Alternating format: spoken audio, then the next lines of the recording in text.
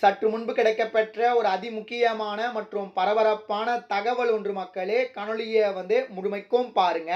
மரியாதையாய் கட்சியை விட்டு வெளியே போடா அப்படின்ற மாதிரி தற்பொழுது அதிமுகவில் ஏற்பட்டிருக்கக்கூடிய பரபரப்பு மோதல், இதை பற்றி தான் இந்த காணொலியில பார்க்க போறோம்.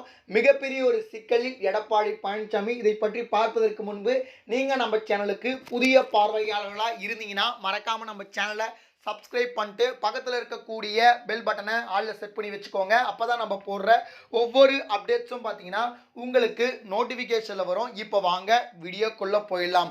அதாவது தமிழகத்தை பொறுத்த வரைக்கும் சட்டமன்ற தேர்தல் வருவதற்கு இன்னும் ஒரு சில மாதங்களே இருக்கக்கூடிய சூழ்நிலை. தற்பொழுது தேர்தல் காலமானது ஒரு பக்கம் சூடு பிடித்திட்டு இருக்கு. இன்னொரு பக்கம் 2026 தேர்தலில் எப்படியாவது ஆட்சியை பிடித்து விட வேண்டும் அப்படின்னு சொல்லிட்டு எடப்பாடி பழனிசாமியும் சரி, அதிமுக தலைமையும் சரி ஒரு மிகப்பெரிய ஒரு திட்டத்தை வகுத்துட்டு இருக்காங்க. இந்த ஒரு சூழ்நிலையில் தற்பொழுது அதிமுகவுக்கு ஒரு மிகப்பெரிய பின்னணிவு அப்படின்னு சொல்லிட்டு பார்த்தீங்கன்னா இந்த உட்கட்சி விவகாரம் தான். உட்கட்சி விவகாரத்தால் பார்த்தீங்கன்னா 4-3 கட்சிகளாக பார்த்தீங்கன்னா அதிமுக பிளவுபட்டு கிடக்குது.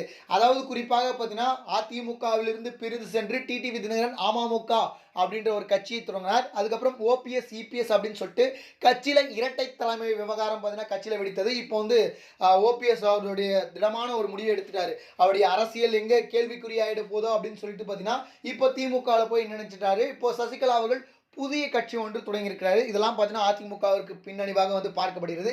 இருந்தாலும் அதிமுகவை ஒரு கட்டத்தில் நிலையான இடத்துக்கு எடப்பாடி பழனிசாமி எடுத்துட்டு போயிட்டாரு அப்படின்னே சொல்லலாம். ஆனால் மீண்டும் கட்சியில் உட்கட்சி விவகாரம் மோதல் வெடிப்பதற்கான வாய்ப்பு இருப்பதாகவும் கிட்டத்தட்ட தேர்தல் வருவதற்கு ஒரு சில நாட்களே இருக்கக்கூடிய இந்த ஒரு சூழ்நிலை தற்பொழுது சீட்டு விவகாரத்தில் மிகப்பெரிய ஒரு மோதல் முன்னாள் அமைச்சர்களிடையே வெடித்திருப்பதாக தற்பொழுது தகவல் கிடைக்கப்பட்டிருக்காம். ஏற்கனவே அதிமுகவை பொறுத்த வரைக்கும் 234 சட்டமன்ற தொகுதிகளில் 170 இடங்கள் தான் போட்டியிடுவதாக இருக்கு.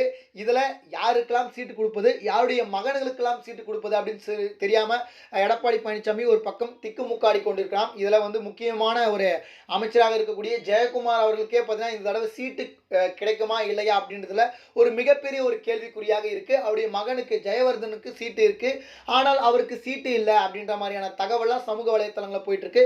ஏன் செங்கோட்டையனே பார்த்தீங்கன்னா ஒரு சில பேட்டியில் சொல்லியிருந்தாரு. அதாவது பார்த்தீங்கன்னா அவருடைய மகனுக்கு சீட்டு இருக்கு, ஆனால் பார்த்தீங்கன்னா அவருக்கு சீட்டு கிடைக்குமா இல்லையா அப்படின்னு சொல்லிட்டு தெரியல அப்படின்ற மாதிரி நம்முடைய செங்கோட்டையன் அண்ணன் அவர்களே சொல்லியிருந்தார். அது மாதிரி ஒரு சில முன்னாள் அமைச்சர்களுக்கு இந்த தடவை சீட்டு கிடையாதாம். அதாவது புதிய நபர்களுக்கு இந்த தடவை வாய்ப்பு அளிக்கலாம் அப்படின்னு சொல்லிட்டு எடப்பாடி பழனிசாமி நினைத்து கொண்டிருப்பதாகவும் பழைய நபர்களை பார்த்தீங்கன்னா ஓரங்கட்டி விடுவதற்கான வாய்ப்புகள் இருப்பதாகவும் சொல்லப்படுகிறது. இதனால தான் மரியாதையாக கட்சியை விட்டு வெளியே போடா அப்படின்னு சொல்லிட்டு முன்னாள் அமைச்சர்கள்லாம் பார்த்தீங்கன்னா இவர்கள்லாம் பார்த்தீங்கன்னா ஒரு பக்கம் பேசி வருவதாக தற்பொழுது தகவலானது நமக்கு கிடைக்கப்பட்டிருக்கு. அதிமுக மீண்டும் கட்சி உடைந்தால் கண்டிப்பாக பார்த்தீங்கன்னா இந்த தேர்தலில் அதிமுக திமுகவுக்கு இணையாக போட்டியை கொடுத்துட்டு இருக்கு. இப்போ கட்சி மீண்டும் பிளவுபட்டுச்சுன்னா கண்டிப்பாக மீண்டும் சரிவை சந்திப்பதற்கான வாய்ப்புகள் இருக்கு. அதுக்கப்புறம் அதிமுக டு ஏடிஎம்கே இருக்காது, டிஎம்கே டு தாவேக்காவை தான் இருக்கும் அப்படின்றத மக்களுடைய கருத்துக்களாக இருக்கு. நம்ம பொறுத்து பார்ப்போம் என்ன நடக்குது அப்படின்னு சொல்லிட்டு. இது போல சுவாரஸ்யமான அரசியல் உண்மை நிலவரங்களை நீங்கள் உடனுக்குடனே தெரிஞ்சுக்கணும்னு நினைச்சீங்கன்னா நம்முடைய சேனலை மறக்காம சப்ஸ்கிரைப் பண்ணிட்டு பக்கத்தில் இருக்கக்கூடிய பெல் பட்டனை ஆளில் செட் பண்ணி வச்சுக்கோங்க. அப்போதான் நம்ம போடுற ஒவ்வொரு அப்டேட்ஸும் பார்த்தீங்கன்னா உங்களுக்கு நோட்டிஃபிகேஷனில் வரும். நன்றி மக்களே, அடுத்தடுத்த வீடியோவில் சந்திக்கிறேன். நன்றி, வணக்கம்.